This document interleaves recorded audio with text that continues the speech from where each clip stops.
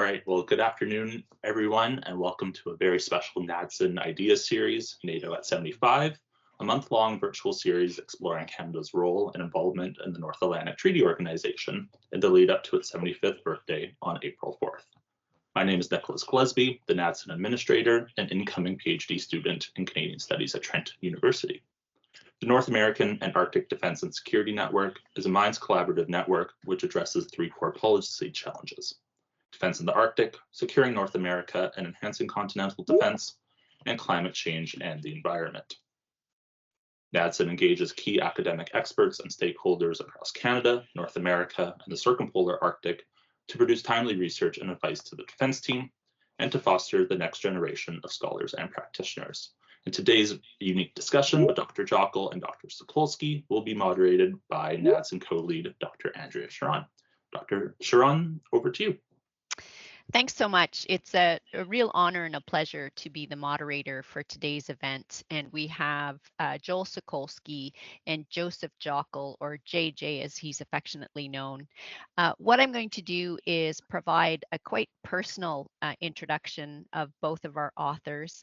And then I'm going to let them both speak to their fantastic book, Canada in NATO.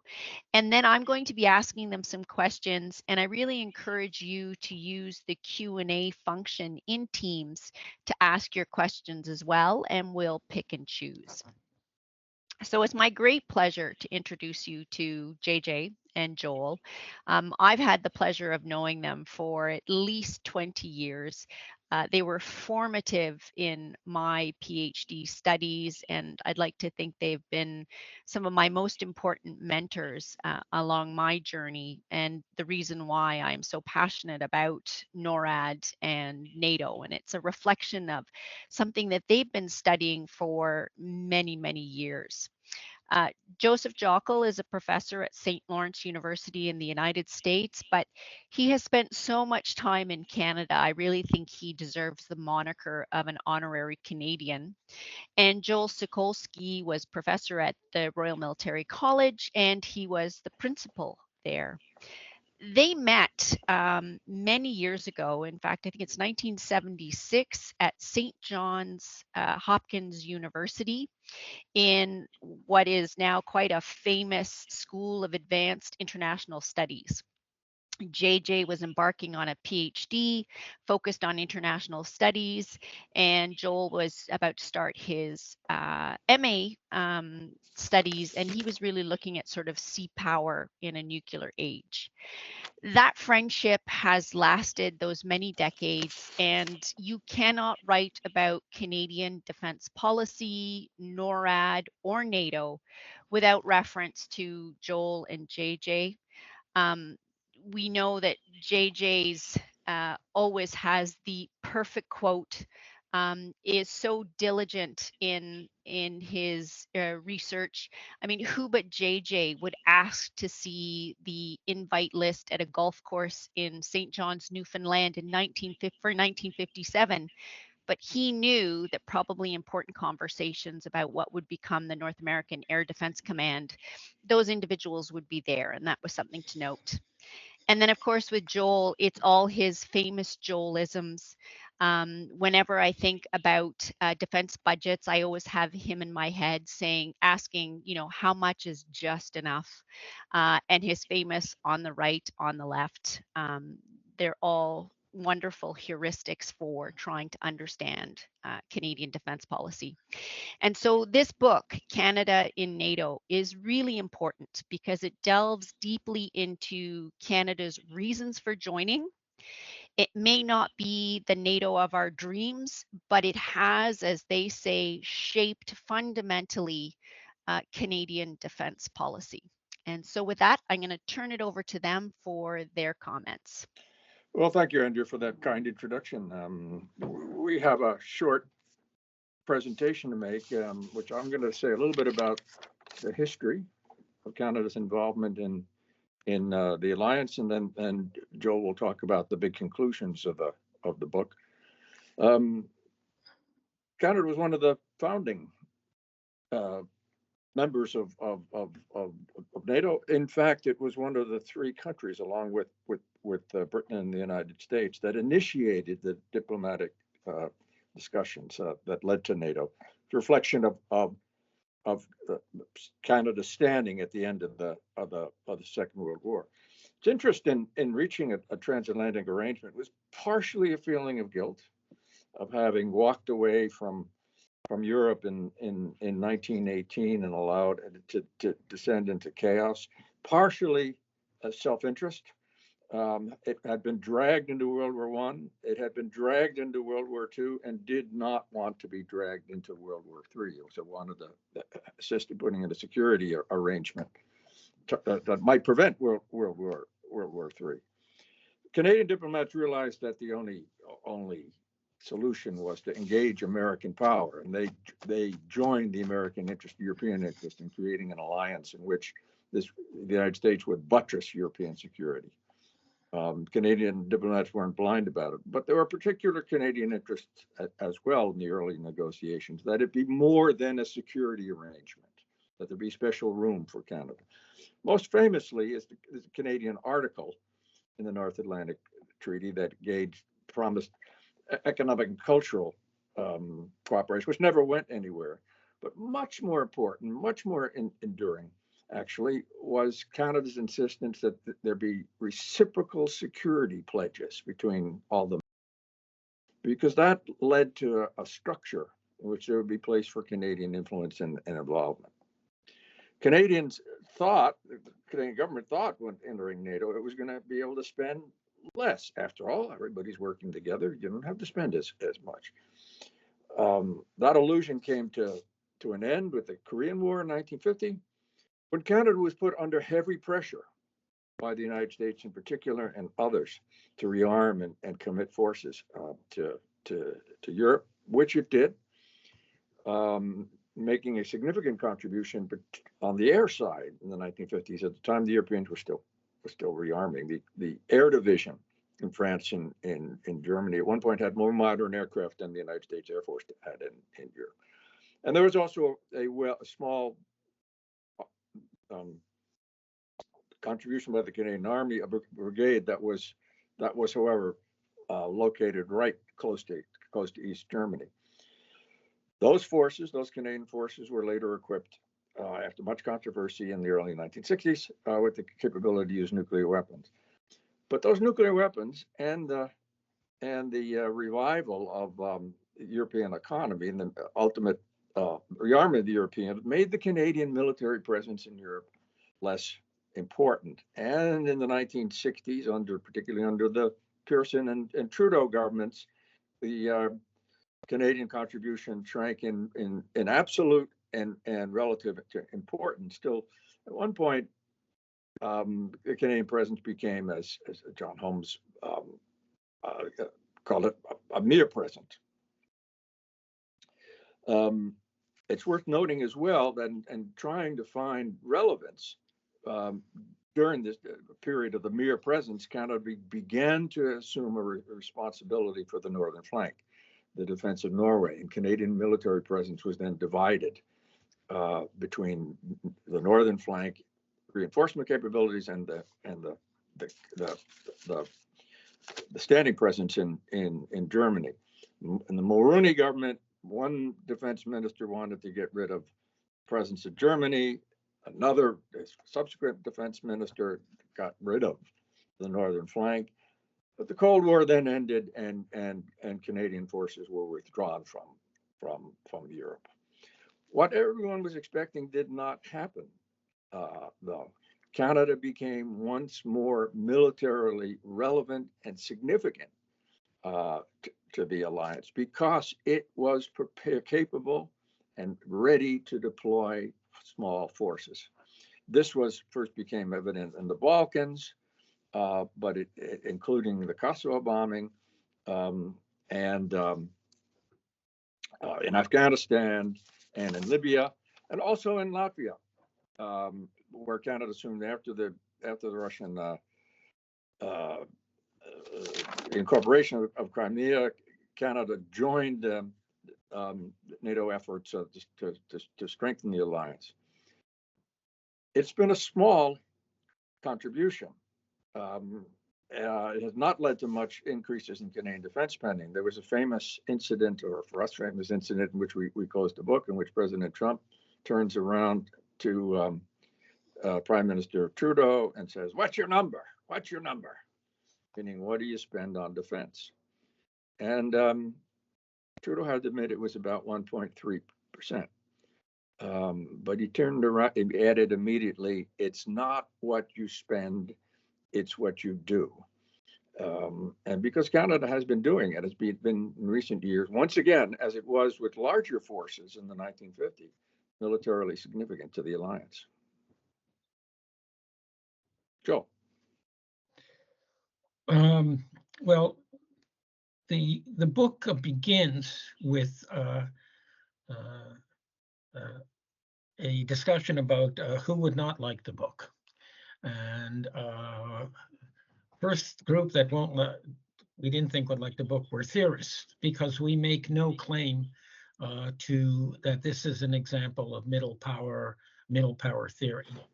We also say that those who believe that Canada should have spent more on defense will not like the book, because we don't advocate for any particular posture, particularly an increase. And for people who thought that Canada should have been doing something else other than supporting Western collective defense through NATO, they won't like the book, because we don't talk about any other alternatives. So simply describe what was going on, as JJ put it.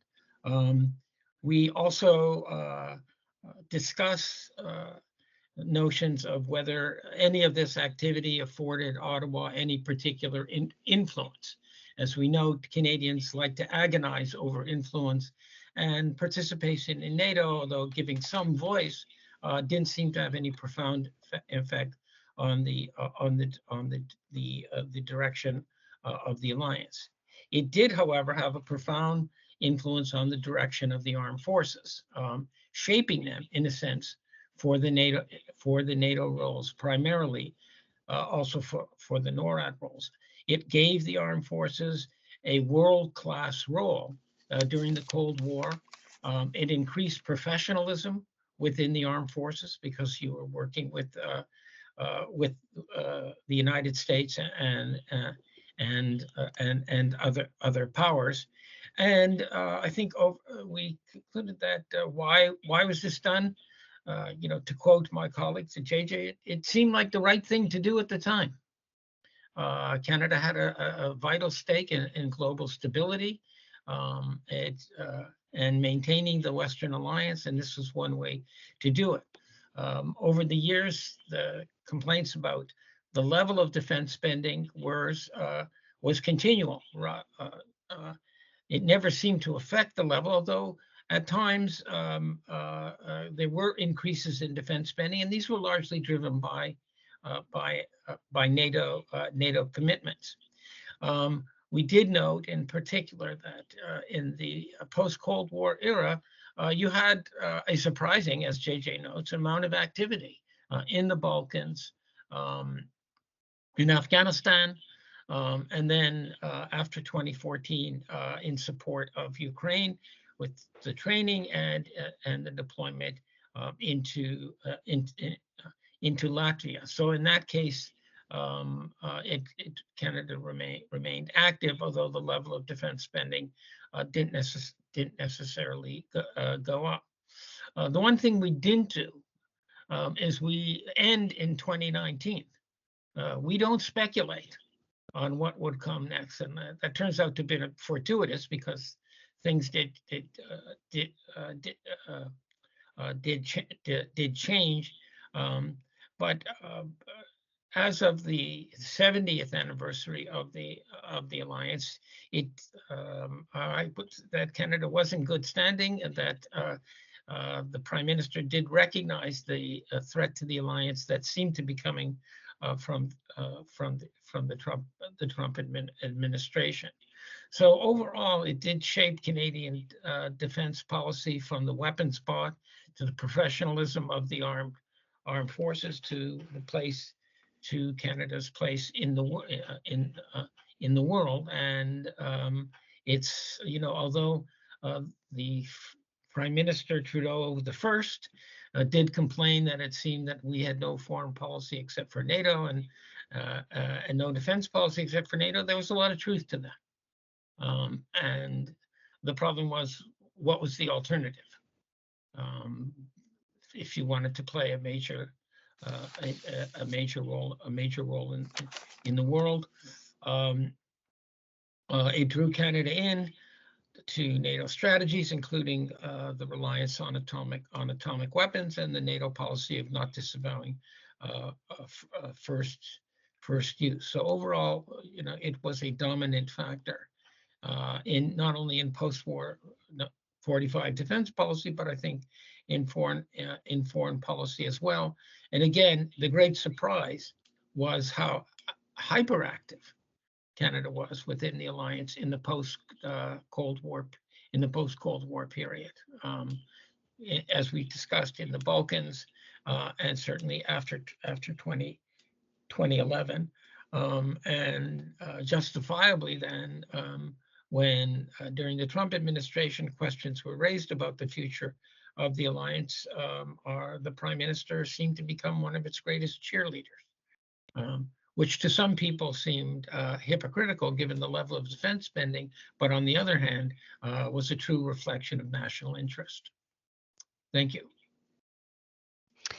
Thanks so much. So I have the pleasure of asking a few questions, and of course I encourage the audience to type in any questions in the Q&A, and we'll try and answer as many as we can. But I was really struck in your book by the anecdote you told when Hume Wrong and I believe it was Hickerson, the two Canadian representatives, sort of chased down Dean Acheson, who was in his bed riddled with the flu. And there were these two Canadians pestering him that it was absolutely essential that Canada have the famous Canadian article in the Washington Treaty, Article 2. Can you explain a little bit about Article 2 and why it was so important that Canada, knowing that the United States wasn't particularly enamored with this article, actually would go and chase down somebody in their sickbed to make sure that Canada got that article? Do you want to go first? Well, I think it's was excuse me, part of the somewhat schizophrenia of foreign policy in at that time.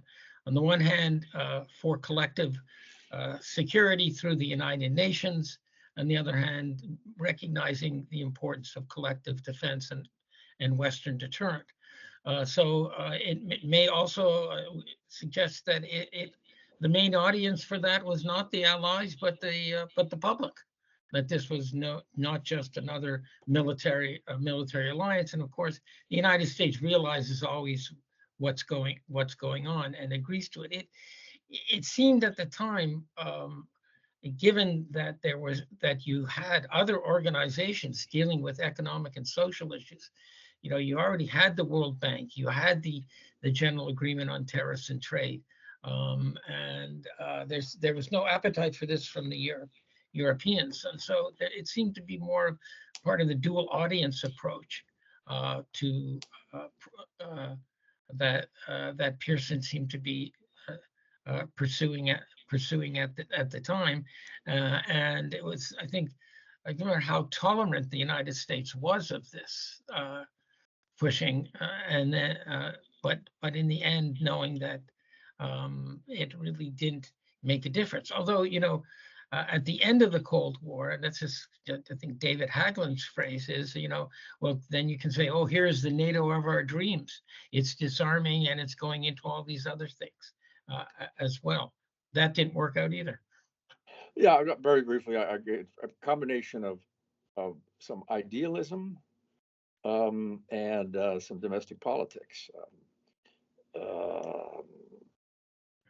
Pearson talked about in the negotiations of the alliance, Saint Laurent did too, about uniting the forces of Christendom to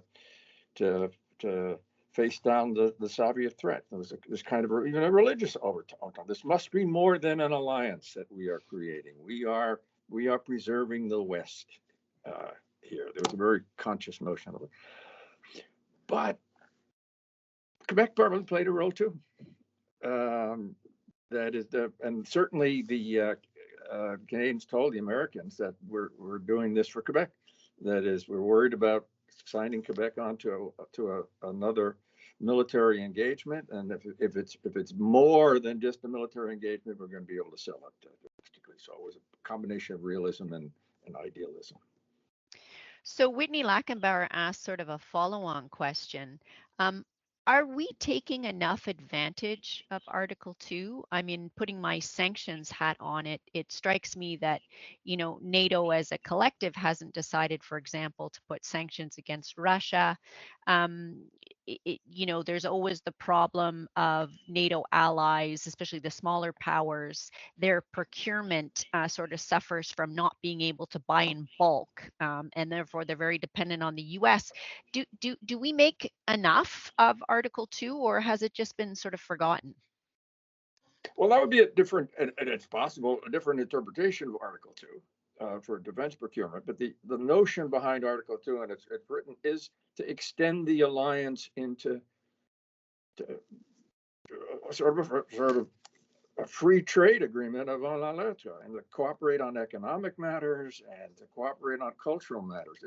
The notion was to push the alliance outside of military affairs. So it wasn't intended to refer to military procurement, but it does say there should be cooperation for economic matters. So I suppose you could extend it that way, but that wasn't the idea. This isn't just a military arrangement. We don't know how to do it, but it'll be something else. It'll be a cultural and economic arrangement too. Social policy. There's going to be harmonization of social policy. Mm-hmm. Great, thanks. Another discussion you had, and it really speaks to the history of NATO, is that the sort of original conception was what we call a dumbbell model. So this was George Kennan's idea, and that you'd have sort of a European end and a North American end, and then there would just be sort of declarations or agreements that would anchor the two. That's not what we have in NATO, but in many ways, that's how NATO sort of behaves. We sort of forget the North American end of this thing called NATO. Is this new? Has this always been the case? Is the dumbbell model still there, but we just have a name for it? Well, I think for most people, NATO is the mechanism for American involvement in European security. When it's discussed, there's not a lot of mention of Canada. I mean, the fact is that's what Canada wanted also. It wanted that guarantee, and so you have, to that extent, that's what NATO is. That's what makes it work. It's a famous, Lord Ismay's saying, NATO is there to keep the Russians out, the Americans in, and the Germans down. And so keeping the Americans in is what really counted, and that's what counted for Canada as well. There really was no North America. I know some people say there was the United States, and there was there was Canada, and then when you move to the post-Cold War era, you essentially had the most important linkages were the linkages between the United States and these new NATO allies.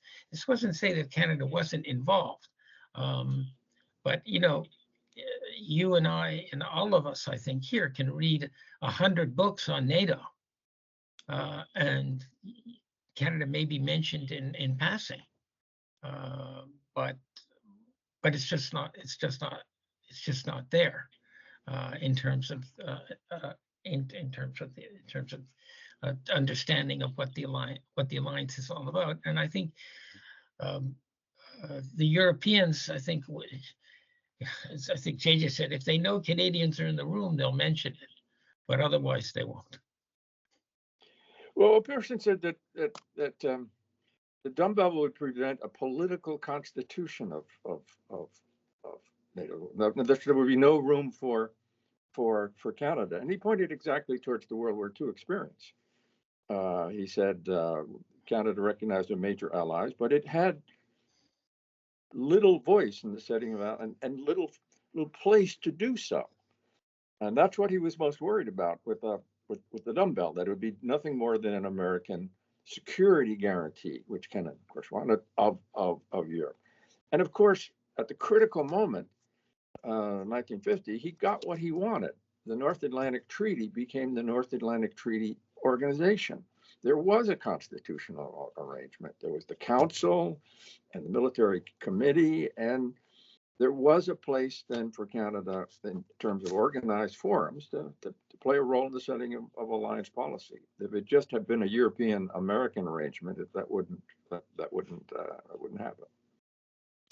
So I see that Stéphane Roussel was saying that some Canadian officials envision NATO really as a counterweight to the U.S. So maybe you can comment on that, and I'll sort of bring in Thomas Hughes' questions, which is, what would be the NATO of Canada's dreams? If we've never really got it, what is it that we would like to see in NATO to make it our dream? Well, the counterweight argument is, I think, is an old argument. I don't think it assumed that the Europeans were willing to counter American influence, but that's not what they wanted. They wanted the American guarantee, and so I don't see it as a counterweight. The other argument is, and this is when you join an alliance, you may have visions of using the alliance framework, the Constitution, to influence the major alliance partner. But usually it's the other way around.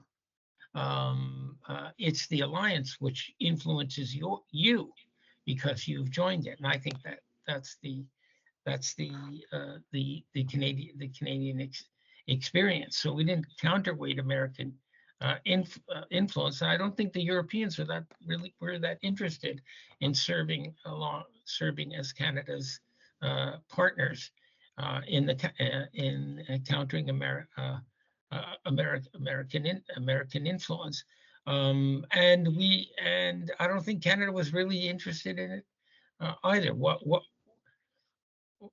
was the objective? What would have been the objective of the counterweight? What did we want the United States to do that it wasn't doing elsewhere? You had the formal arrangements. Everybody has a vote. Everybody has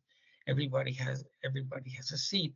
But I don't think it was a question of a counterweight. It's certainly, as far as North American security arrangement concerned, those were completely outside the NATO framework, and there was no help for the European. It was very interesting that on 9/11, when NATO invoked Article 5, the Europeans made a big deal about saying now for the first time allies are involved in the defense of the United States, completely discounting NORAD entirely, and I think that's just the reality.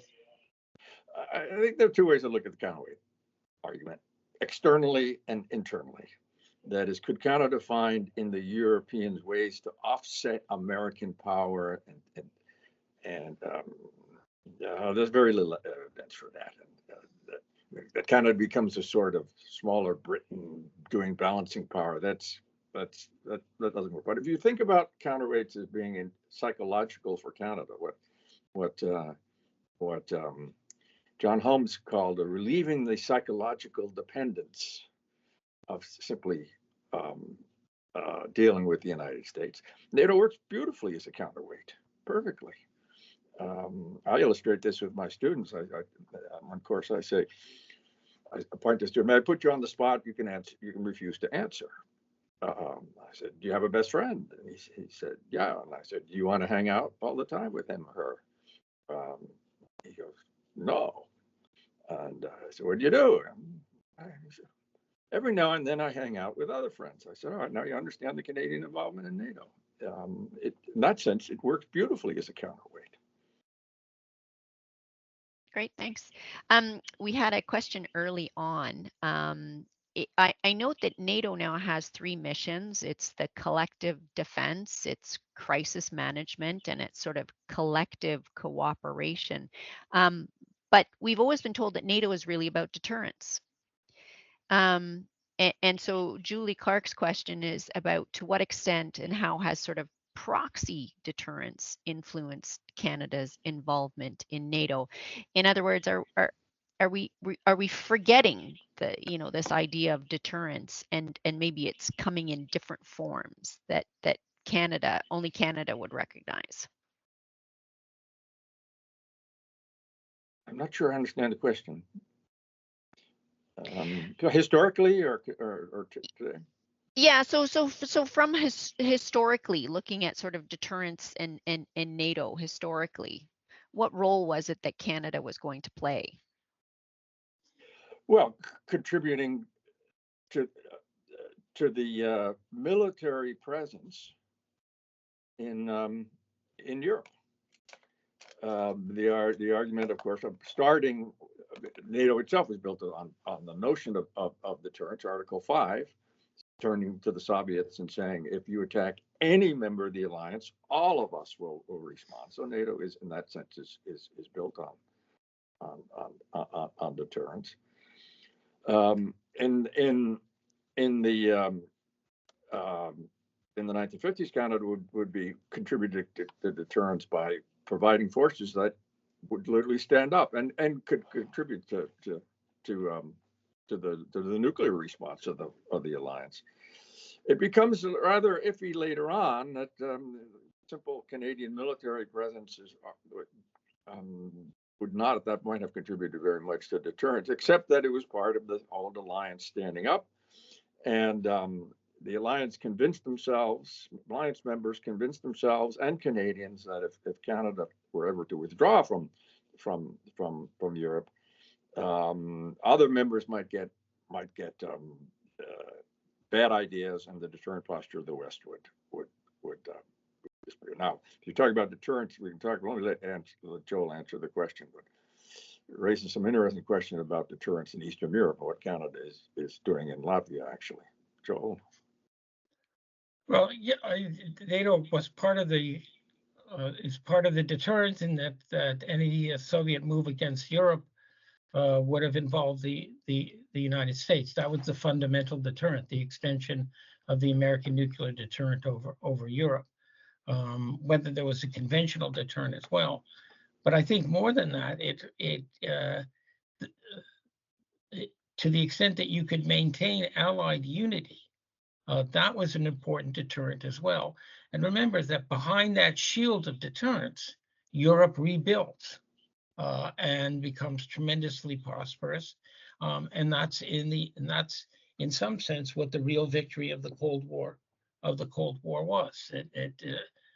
It kept it at bay, but it also, you were not just negating a possible Soviet attack, you were negating the influence that the Soviet Union might have otherwise exercised over a divided Europe. And by maintaining that unity, the Soviets could not turn their conventional military superiority into any appreciable influence over Western Europe. So by making war unlikely, you also made the threat of war.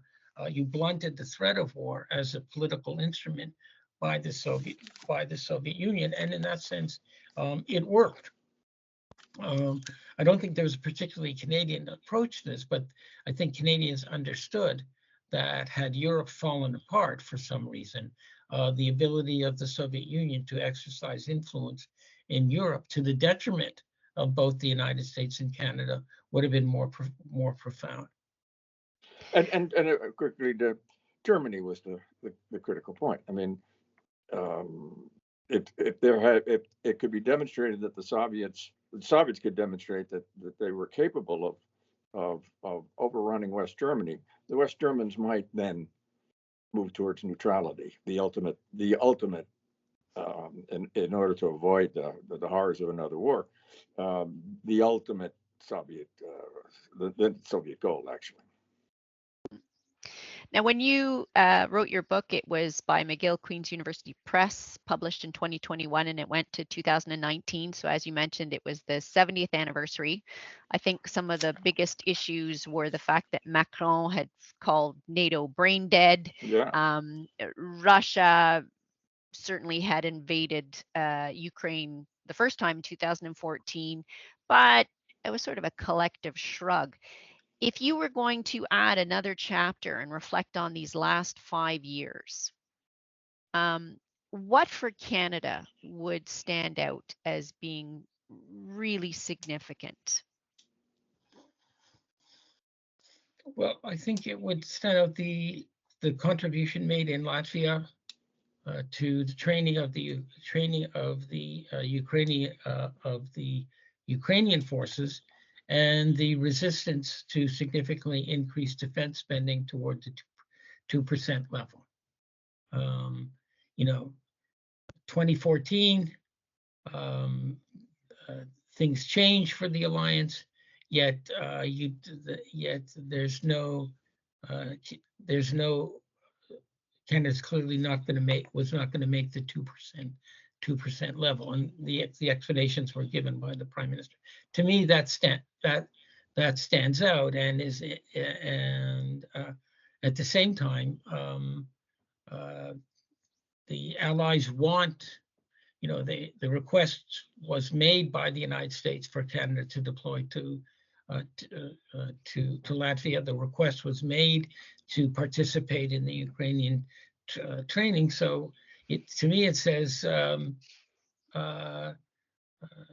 that you can have a lot of alliance participation without meeting that 2% goal. And there's no incentive to increase contributions in that sense when you can be as active. Now,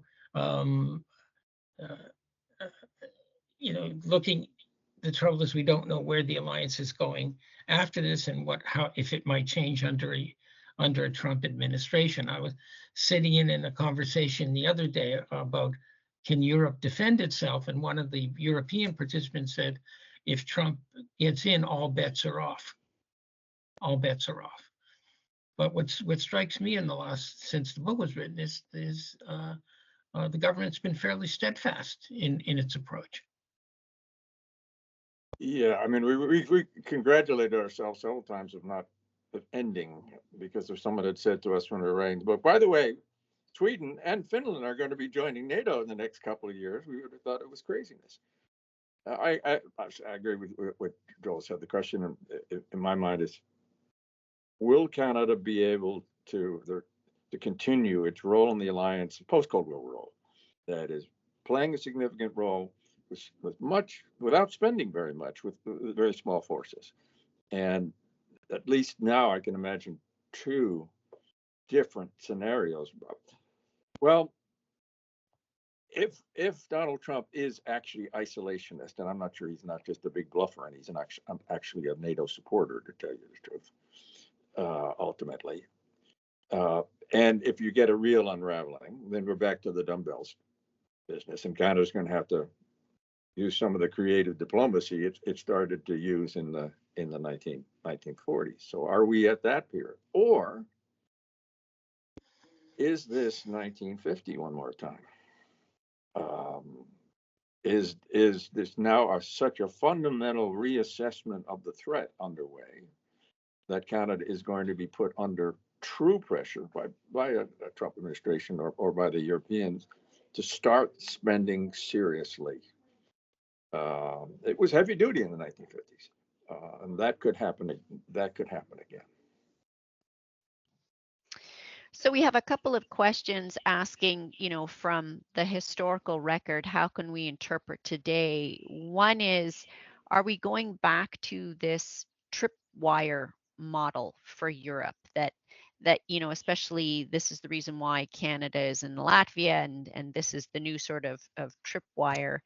And the other one is, how can our historical understanding of NATO, does it still hold up for the NATO we have today? And back to this idea still of what's the NATO of our dreams? Well, I think the addition of the new allies fundamentally changes the nature of this. There was always I think we mentioned in the book, and everyone else has mentioned it, is Dean Achens's quip at the time of the signing of the North Atlantic Treaty, that the Marine Band played selections from Gershwin, I Got Plenty of Nothing, and It Ain't Necessarily So. I think when it comes to the Eastern countries, it ain't necessarily so is a much more profound question. Because, if we were worried, if Portugal or Turkey would fight, to defend Germany or Norway, then I think it's even more profound whether several allies may take a pass on whether Putin goes into the Baltic states or not. So it's more uncertain now, given that NATO has expanded. We've deployed into Latvia. Does that mean that if the Russians invade Latvia, we would automatically gear up and deploy to Europe? We'd have to see what would happen to the alliance. But there's more chance now of allied fracturing than there was, I think, in the 1950s, and that makes it a profoundly different alliance for Canada and for others. Well, as the old joke goes, it's a tripwire, but what is it exactly tripping? Manifestly, including the Canadian presence in the Baltics, is a tripwire. It can't be anything else. There's no capability right now on the ground to defend. No one imagines that. The issue, of course, is, does nuclear deterrence hold? With the United States respond? But also, Joel mentioned the allies. The newest allies will also play a role in the Baltics, of course, the Finns and the Swedes. And we've learned that the Russian military is not as capable as had been feared. So there may be a new element of reduction of the tripwire and an emphasis on putting in forces for classic defense. The situation really is quite fluid now. Canada often likes to think of itself as sort of the helpful fixer. We know that NATO has always had a problem with sort of internal coherence. I know one of the latest editions of The Economist talk about, some of the NATO allies who are becoming very nationalistic. It mentions the Netherlands, of course, Hungary, et cetera, et cetera. Does Canada play any role in helping the allies hang together, or is that just, our dream of what it is that Canada could do? And is NATO going to withstand what we're seeing is greater and greater polarization in all the NATO states? Can NATO continue to hang together? Well, questions about the alliance hanging together began in May 1949. I mean, it's always been, the troubled alliance, the unsettled alliance. And you've had nationalists. Remember, we had militaristic regimes and fascist regimes within the alliance. Portugal, for many years. Greece moved in and out of military governments. Turkey as well. I don't think the only thing that Canada could do is try and foster a NATO consensus and support it, but I don't think I don't think it can fix a NATO problem that's really that's quite quite serious. By the way, other allies can't either. I don't think the UK can. I don't think France can either. So I don't think Canada's a helpful fixer as a helpful supporter of consensus building, because as long as the allies stay alive, that's what you want. If there's a serious rift, you can't. I don't think Canada can solve it. Yeah. I have two thoughts on that. Canadian diplomats, I've always insisted that Canada plays a bridging role in the alliance. They're not very good with examples on it. And it may be on some lower level issues that we don't know about being discussed in the North Atlantic Council or in Brussels headquarters that there's been Canadian bridging. But no one's come forward with a very good example of Canada stepping in and truly playing the critical bridging role. However, I think that these kinds of efforts that Canada will want to encourage the coherence of the alliance. Because Scott, I wanted to come back to the NATO of your dreams. This is the NATO of Canadian dreams in men. Now, Halgan was talking about no military commitments, and maybe I'm going a bit too far, but this is an alliance committed to security and Canadian security interest, in which there's a place for Canadian involvement. I think you can look at Canadian efforts here is even if they're not determinate and they're decisive, it's similar to Canadian military. It seems like a good idea. It is a good idea. Just because you don't make a decisive contribution doesn't mean you don't do your part. So I think there probably is a role, but without anybody thinking that Canada is going to step in and be the mediator between Europe and the United States. That's not going to happen. There was one time, and we do discuss it in the book. It's when Brian Mulroney seemed to have he was listened to, by President George Herbert Walker Bush. It wasn't decisive, but it's somebody whose opinion mattered, and that sort of thing was. And this is around the time, the end of the Cold War, but his opinion mattered. It wasn't so, and so those opportunities did exist and wouldn't exist outside the NATO framework. Yeah, I must admit, during the research, I was amazed. I had no idea that Mulroney very often would simply fly down regularly, unannounced, to Washington for dinner with Bush to discuss NATO and other things, and go back to Ottawa in the evening. I didn't know that happened. Now, when Canada often thinks about sort of our first line of defense, we're often thinking it's NORAD, and that could just be my prejudice, being as I've learned so much about it from you. But I was surprised that how much NATO has influenced Canadian foreign and defense policy. Is that shifting now with more emphasis on NORAD, or do you think it's still NATO that's more important about sort of setting out the main framework for what it is the Canadian Armed Forces needs to prepare for? Well, let's start this, but the role in NATO and NORAD's, somewhat it's air defense, and that's important. And we've argued that that NORAD, even though it's not part of NATO, without being able to secure North America, NATO doesn't work. You can't extend a deterrent that's itself vulnerable, and so that works. On the other hand,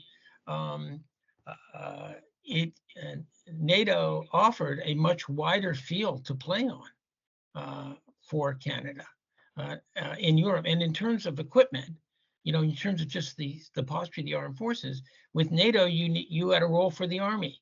With NATO, you had a role for the Navy, and then in the post-Cold War era, with NATO, you had a role for expeditionary forces beyond the NATO area. And I think that was, in that sense, it had more influence. If you think without NATO, you could get by with an air defense force, a constabulary land force, and a Coast Guard. Yeah, in one sense, Canada was always disadvantaged, and Canadian officials felt disadvantaged. I'm going to back off of my notion of the NATO of Canada's dreams.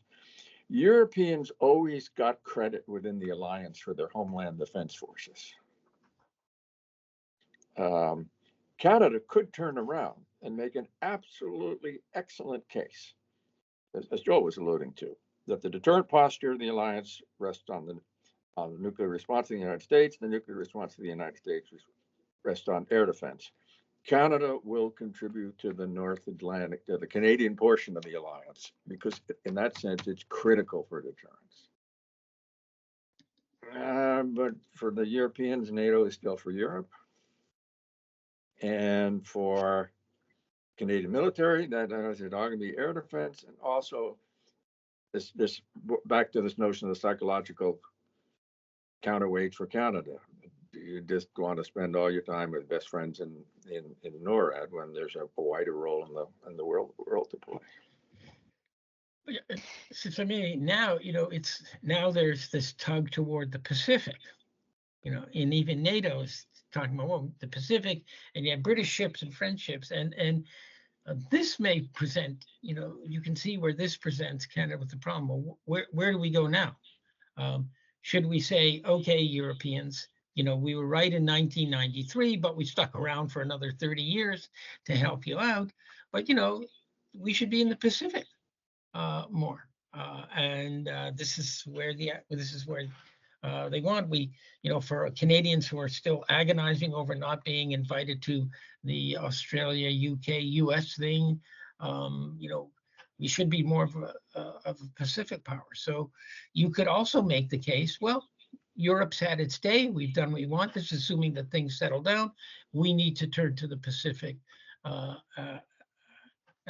as well, because unlike you, we are a Pacific power. On the other hand, Andrew, and you know more about this than anybody else, given the new air defense capability, the involvements of Greenland, in fact, the line between conceptually NORAD and NATO is beginning to blur a little bit, and Canada could go back to some of the early. Okay, it could make a pitch. It could make a pitch to the alliance, saying, okay, we're going to take care of the true northern approaches, and this is going to be the commitment. And let's have a formal NATO recognition of what's being done here.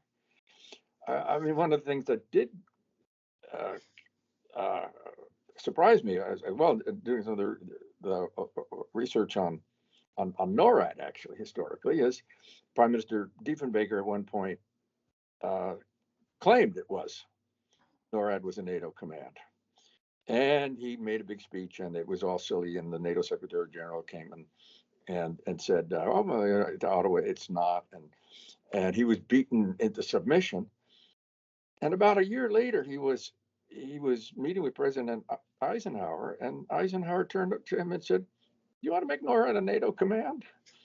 And was open to it. And of course, Diefenbaker was running away from the issue at that point. You could.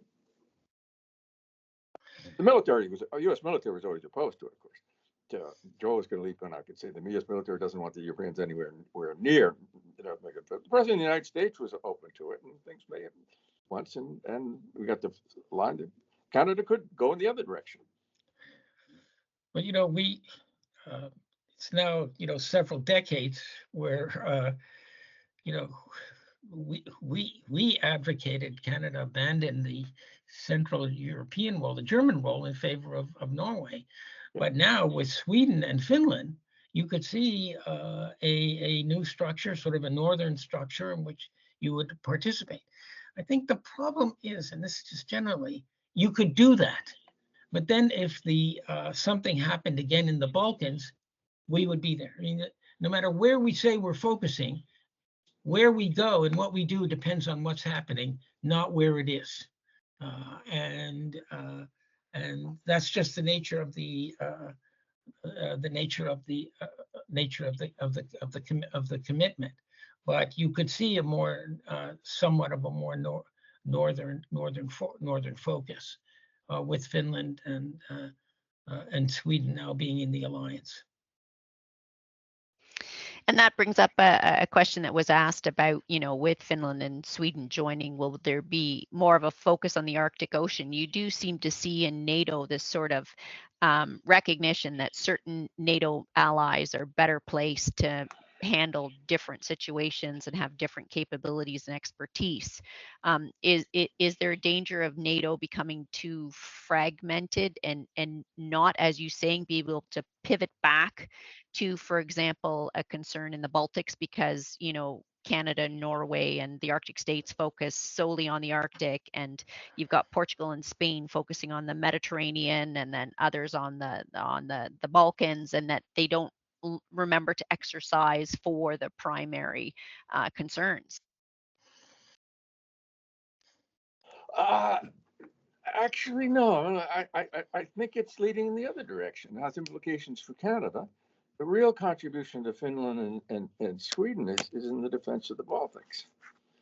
That changes the equation to the Swedes, in particular, their location there, and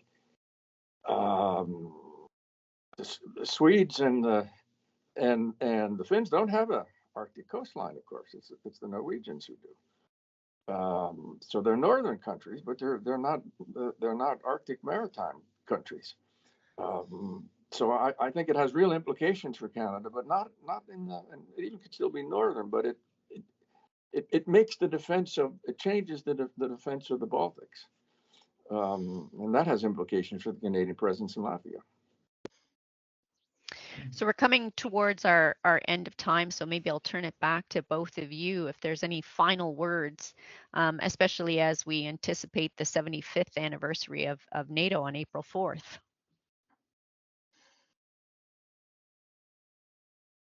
I can't think of anything. Well, you know,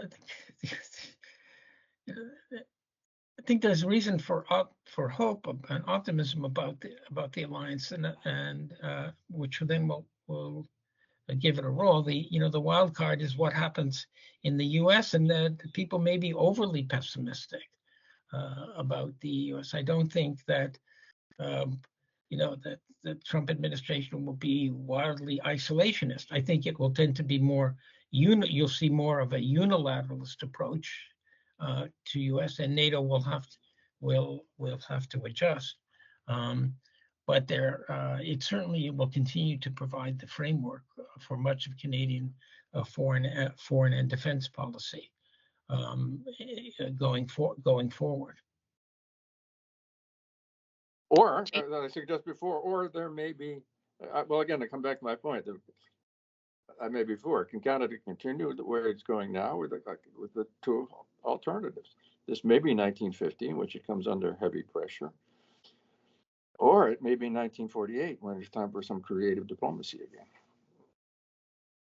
Well, on behalf of the audience and the North American and Arctic Defense and Security Network, I want to thank you both very much for not just this book, but your scholarship for many decades now has really sort of set the bar for how we should think about Canadian foreign and defense policy. And I'll just turn it back to Nicholas to see if he has any final words. Thank you, Andrea, for lively hosting. Thanks, everyone. Thanks, Dr. Schron, for your expert moderation, and Dr. Sokolsky and Dr. Jockel. I always learn so much from the both of you, so thanks for sharing your expertise and your insights. NAADSN has 3 more panels exploring NATO's past, present, and future over the next month.